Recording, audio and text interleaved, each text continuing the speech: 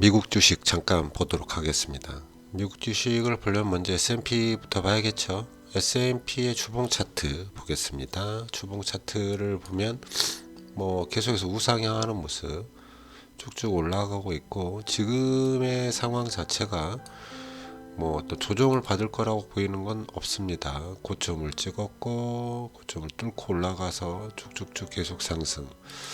월봉으로 봐도 계속 상승, 연봉으로 봤을 때 한 20% 정도 이렇게 2년 연속 상승했기 때문에 3년 연속 20% 상승할 수도 있지만, 확률적으로 내년에는 조금은 더 상승폭이 줄지 않겠나, 아니면 조정을 받지 않겠나, 이런 생각으로 접근을 하는 게 보다 옳은 생각이 아닐까 싶습니다.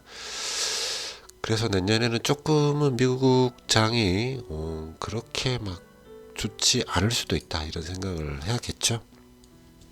일단은 제가 지금 빅7을 하지만 기본적으로 이렇게 네 종목을 하려고 했다가 올해는 이렇게 세 종목 다시 추가를 해서 진행을 했었던 겁니다. 1년 정도의 수익률을 보면 제일 안 좋은 게 마이크로소프트, 거의 20%가 가장 작은 수익률. 그 다음에 애플, 그리고 나서는 엔비디아가 180%, 테슬라가 75%, 나머지 메타 79%, 아마존 50%, 구글, 이런 식으로 뛰고 있기 때문에 어떤 빅7을 투자를 안 할 수가 없는 그런 상황이죠. 이거 말고도 더 높이, 더 멀리 올라간 종목들도 있겠지만, 이런 종목들을 어떤 추세 비중이죠. 어떤 추세 모멘텀의 비중만 보고 거기에 이제 어떤 변수를 집어넣어서 투자 비중을 결정하고 있는 상태입니다.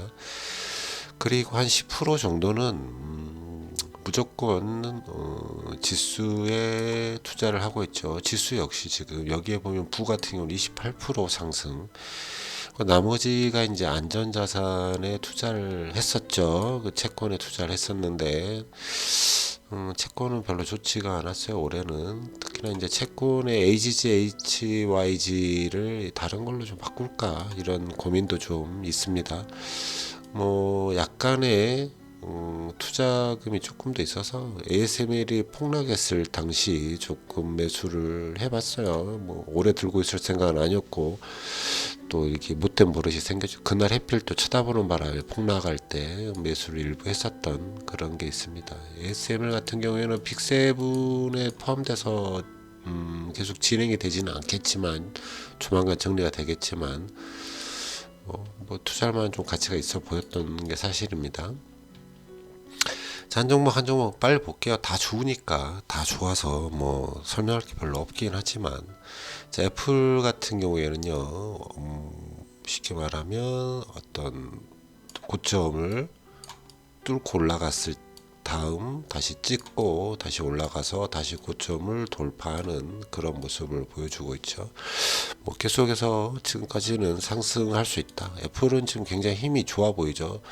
5연속, 4연속 긴 양봉을 보여주고 있기 때문에 조정이 나올 수도 있는 구간이긴 하지만 굉장히 좋아 보입니다. 마이크로소프트 역시 고점을 돌파하고 커비드 핸들 모양을 만들면서 상승을 했죠. 지금 상태에서는 약간 횡보하고 있어요. 긴 사파 형태를 나타내는 형태이기도 한데, 지금은 좋다 이렇게 보는 게 맞죠. 51선, 21선 위에 있으면 무조건 좋은 거다라고 보입니다. 계속해서 상승할지는 좀 더 봐야겠어요. 이 추세 차트 모양 자체가 쭉쭉쭉은 아니고 앞에 있는 고점을 잠깐 뚫어 있는 상태라서 하락은 아니죠. 횡보 아니면 상승인데 조금 더 봐야겠다. 엔비디아는 제가 봤을 때는 지금은 조정 구간이 맞는 것 같아요. 고점을 뚫고 상승한 다음에 고점을 다시 찍어내는 그런 형태로 보이기도 합니다. 그죠? 이런 정도라면 어떤 이 범위를 찍고 다시 상승하는 그런 모습이 나타날 수도 있지만, 한 20선까지, 기준선까지는 조금은 조심하는 것도 나쁜 생각은 아닙니다. 테슬라가 가장 세다. 빅7 중에 지금에서는 테슬라가 가장 세 보입니다. 급한 상승. 물론 이제 이게 각도로 보면 한번 꺾었다 올라가는 형태라 각도가 아주 급하다 이렇게 볼 수는 없지만 최근 며칠 몇 주를 보면 이거는 이제 굉장히 심하게 올라가는 차트 모양이잖아요. 테슬라는 늘 이랬던 것 같아요. 가다가 조정 받나 멈추나. 지금은 뭐 매수할 수 있는 영역은 아니죠. 조정을 받아야죠. 조정을 우리 고점까지 받든지 아니면 어떤 중간에 내려왔던 뭐죠, 고점 위치 이 부분까지 내려왔다가 다시 올라갈 건지 모르겠지만 지금은 지켜보는 구간입니다. 테슬라가 아무튼 굉장히 세 보입니다. 이런 낮은 자리에서 테슬라를 매집했던, 우리도 예전에 이제 우리는 비율로 하다 보니까 테슬라가 낮은 자리에 있을 때 조금 더 매수할 수 있는 기회가 있긴 했지만 이런 아래에서 테슬라가 좀 많이 하락했을 때 크게 들어가신 분들 대단하신 분들이라고 생각합니다. 메타 플랫폼즈 주봉 보시면 메타는 굉장히 힘이 좋았었고 쭉쭉 돌파를 굉장히 심하게 멋지게 뚫어냈기 때문에 그 힘이 계속 가는 것 같고요. 아직도 그 힘이 꺾여 있는 것 같지는 않습니다. 계속해서 상승할 것만 같은 차트 모양입니다. 메타 역시 좋아 보입니다. 아마존도 그렇죠. 아마존은 조금 오랫동안 조정 기간을 갖고 이제 돌파를 한 상태라 이제 좀 힘이 붙기 시작한 건가 이런 생각이 좀 들기는 합니다만, 더 아까 메타처럼 쭉쭉 올라갈 수도 있다는 뜻이죠. 힘을 좀 비축해 놓은 게 있으니까. 아무튼 아마존도 좋다. 뭐 다 좋다고 설명할 수밖에 없는 것 같아요. 지금 미국장이 그런 거 아닙니까? 알파벳 역시 어떤 고점을 돌파했고 그 부분을 다시 찍었고 다시 뚫고 올라가려는 자세. 뚫어낸다면 알파벳도 역시 굉장히 또 쭉쭉쭉쭉. 알파벳이 가장 이슈가 좀 있고 최근에 트럼프에게 좀 잘 보이는 것 같기도 하고 그렇지 않습니까?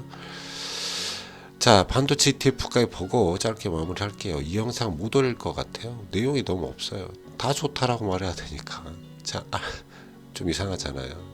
일단은 반도체 ETF 같은 경우에는 고점을 찍고 조정을 받고는 있습니다. 50선 아래 살짝 빠졌다가 다시 50선 저항, 20선 저항 뚫어낸다면 뭐 다음 주 그 다음 주 이렇게 좀 뚫어낸다면 좋아지겠죠. 그렇지 않으면 또 자꾸 흘러내리려고 하는 성질을 가질 수 있기 때문에 반도체만 조금 주의 깊게 쳐다보면 되는 건가 하는 생각을 합니다. 엔비디아 반도체 이런 것들 조금 보면 좋겠고요.